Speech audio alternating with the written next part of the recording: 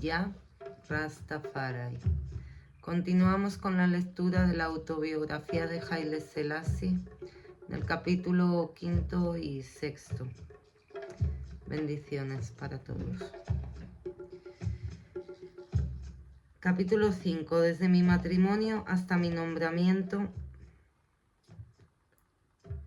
como príncipe heredero y regente plenipotenciario, 1911-1916. Después de haber sido gobernador de Harar y de toda su provincia durante aproximadamente un año, estabilizando sin contratiempos la vida de los campesinos y los soldados, el gobierno y todo lo demás necesario para la administración, se decidió, por mi voluntad y la de mis familiares, que me casara. Yo tenía 20 años en aquel entonces, con Waiziro Menem, ahora emperatriz, nieta del Negus Micael. Nos casamos por la iglesia el 23 de Hamle de 1903, equivalente al 31 de julio de 1911.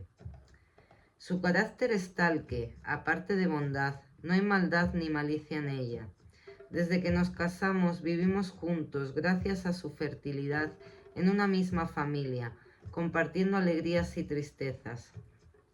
Al decir que vivimos juntos compartiendo alegrías y tristezas, no puedo dejar de mencionar la primera gran tristeza. En Harar nos informaron del fallecimiento en 1907, equivalente a 1914-15, de Ras Haile Mariam, hermano menor de Waiziro Menem. Cuando su madre, Waiziro Sehin, regresó de Walo a Addis Abeba, se decidió que, debido a la muerte de su hermano, Waiziro Menem debía ir a Addis Abeba para el duelo conjunto y, en consecuencia, partió de Harar el lunes 30 de Genbot, 7 de junio de 1915.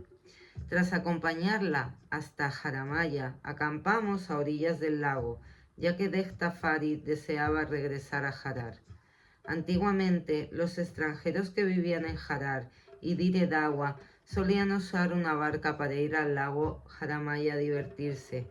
Por lo tanto, salimos de la tienda a las 3 de la tarde, y fuimos al lago. 10 personas subieron a la barca con nosotros para relajarse en el lago. Una vez a bordo, navegamos hacia el centro y finalmente cruzamos a la otra orilla. Tras permanecer un rato en la orilla opuesta, volvimos a subir a la barca para regresar a nuestro campamento. Pero la barca era bastante vieja y al llegar al centro del lago se hizo un agujero y empezó a entrar agua. Mientras la gente en la barca sacaba el agua con sus sombreros, esta no disminuía al verterla. Una vez convencidos de que la barca tenía una vía de agua, de que era imposible cruzarla con nosotros dentro y de que todos nos hundiríamos con ella, empezamos a nadar con gran dificultad, pero como el lago era ancho y imposible cruzarlo nadando, los siguientes 7 hombres se agotaron y se ahogaron.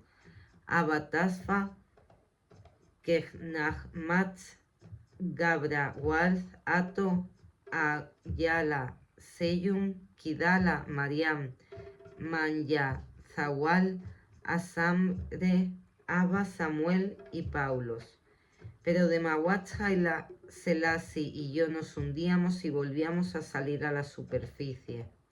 El sirviente de Wat Abreha me ayudó. Cuando los oficiales y los hombres que observaban esto de pie en la orilla del lago se convencieron del naufragio, todos los que sabían nadar se arrojaron al lago. Cuando llegaron, salimos de allí, habiendo escapado por poco de la muerte. Al salir, nuestra alma apenas se había separado de nuestro cuerpo, pero éramos incapaces de reconocer a nadie ni de hablar. Casualmente el doctor Cervos, un griego que había sido médico, se encontraba allí en ese momento y me trató con medicamentos en la medida de lo posible. Y poco a poco pude reconocer la silueta de las personas. Al día siguiente me llevaron en camilla a Amaresa y de allí me trasladaron a Harar. Al 12º día, ya recuperado, fui a la iglesia de San Miguel y di gracias a Dios. Waiziro Menem, conmocionada por mi accidente, abandonó su viaje a Addis Abeba y regresó a Harar. Capítulo 6. La razón por la que comenzó el rencor entre Lez y Yasu y yo.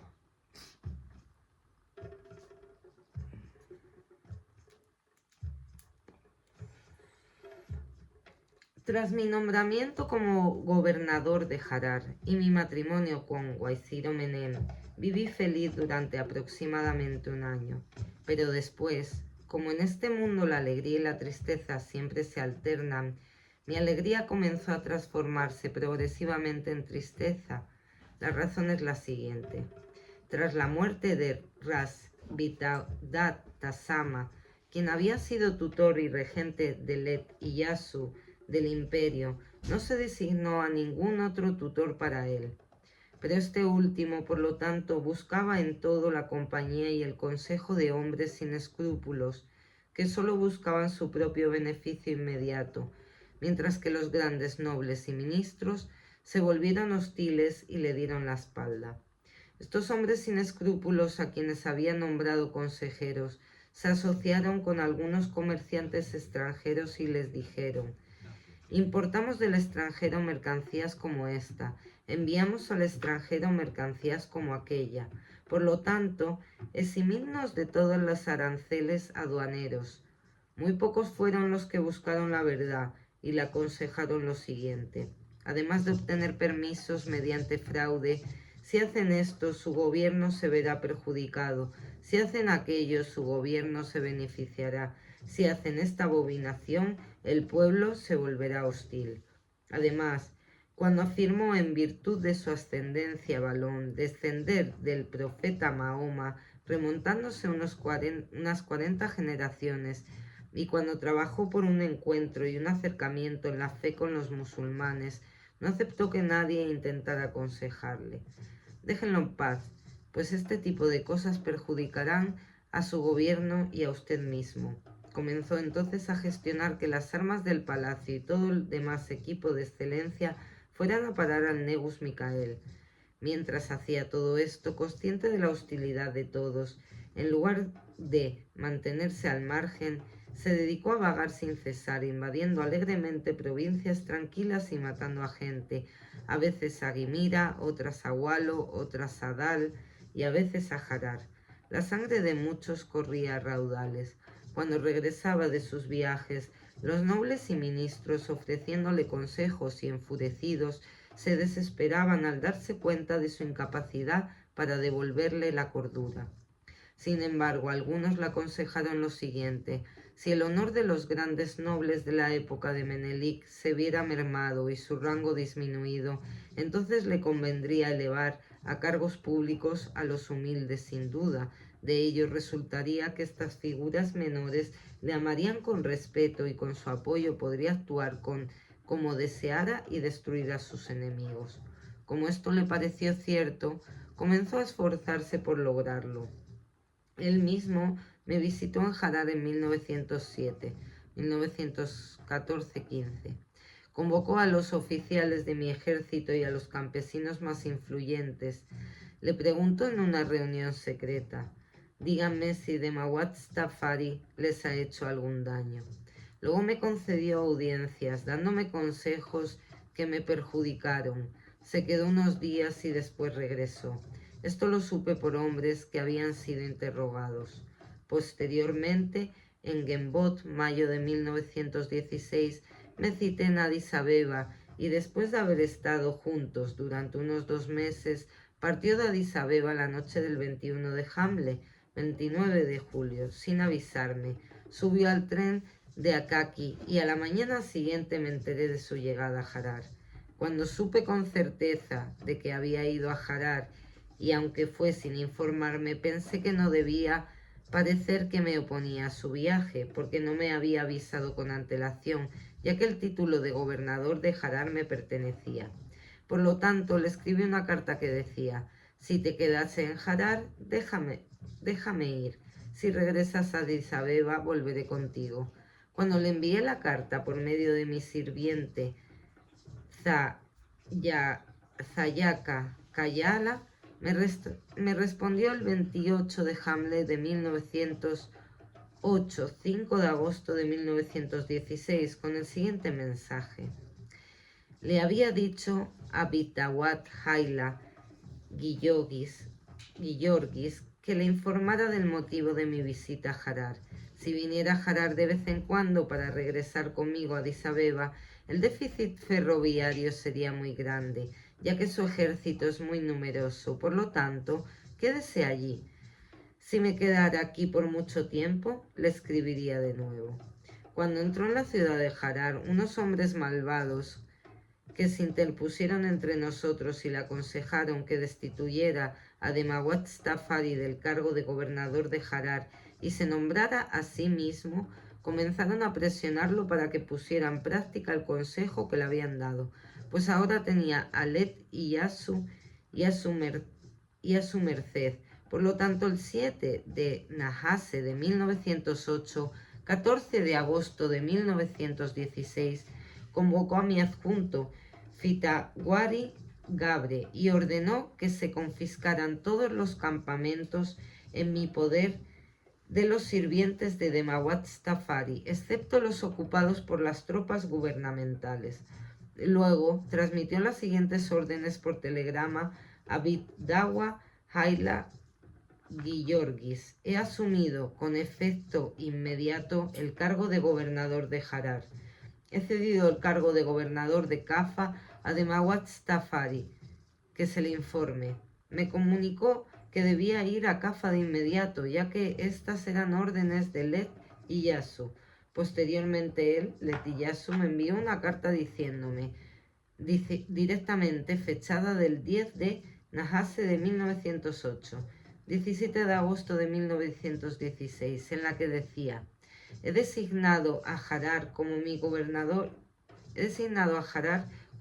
gobierno personal. He puesto bajo tu gobierno a Cafa y Maji, y bajo tu autoridad a Gurrafarda. Cuando la gente de Addis Abeba, tanto los ricos como los pobres, oyeron esto, declararon abiertamente: el hecho de que él, Leti Yasu, le quite el gobierno de Harar a Demawat Stafari no se debe tanto al gobierno en sí, sino a su conversión al Islam y a la búsqueda de un mayor acercamiento a los musulmanes. Durante la Primera Guerra Mundial, cuando algunos extranjeros le expresaron a Leti Yasu su opinión: aunque no puedas ayudar a los ingleses, franceses e italianos vecinos de Etiopía en la frontera con la Fuerza Armada, sería bueno que al menos les proporcionaras provisiones, es decir, alimentos. Él no les hizo caso. En cambio, había iniciado un intercambio de correspondencia secreta con los pueblos que rodeaban Etiopía, como los adalitas y los somalíes, con el fin de resistir a los aliados. Pero cuando los representantes de los tres gobiernos residentes en Addis Abeba descubrieron este intercambio de cartas secretas, se acercaron oficialmente y, según se informa, presentaron la correspondencia a Bitdawat Haila Guillorgis. Cuando los líderes de Etiopía se enteraron de todo esto, se convencieron de la necesidad de deponer a Let y Yasu. Sin embargo, como les parecía probable que su secreto se viera comprometido si se reunían para deliberar, eligieron sirvientes como mensajeros de confianza y comenzaron a comunicarse a través de ellos. Algunos se reunían de noche en un lugar secreto, tras hablar cara a cara se separaban. Otros, en cambio, preguntaban: infórmenos primero sobre el sucesor una vez que Leti Yasu sea depuesto. Pero el grupo que aprobaba la deposición de Leti Yasu comenzó a crecer de manera constante, ya que aceptaron con agrado la opinión cuando se les dijo: pondremos a la hija del emperador Menelik Waiziro Zaditu en el trono y nombraremos al hijo de Rasmakonen de Mawat Stafari como príncipe heredero y regente. Cuando me pidieron que participara en estas consultas, respondí: cuando partí por primera vez hacia la gobernación de Harar, la de mi padre, para asumir mi cargo, Rasbitawat Tasama nos llevó a ambos, a Leti Yasu y a mí, a la casa del arzobispo Abuna Mateos, y nos hizo firmar un pacto mediante juramentos e invocaciones de que Leti Yasu no me depondría de mi cargo de gobernador de Harar, ya que no intentaría usurpar su trono por medios ilícitos, pero ahora Letiyasu ha violado el solemne pacto de juramento e invocaciones, me ha destituido de mi cargo de gobernador de Harar, y para mí esto es una prueba suficiente. Además le dije, puesto que me han convencido de la conversión de Letiyasu al Islam, no hay nada en que discrepe con ustedes, y me dieron información suficiente leyéndome todo lo que habían escrito para que sirviera de prueba para el pueblo en el futuro. Palabra de Dios. ¿Ya? Rastafari. Descanso.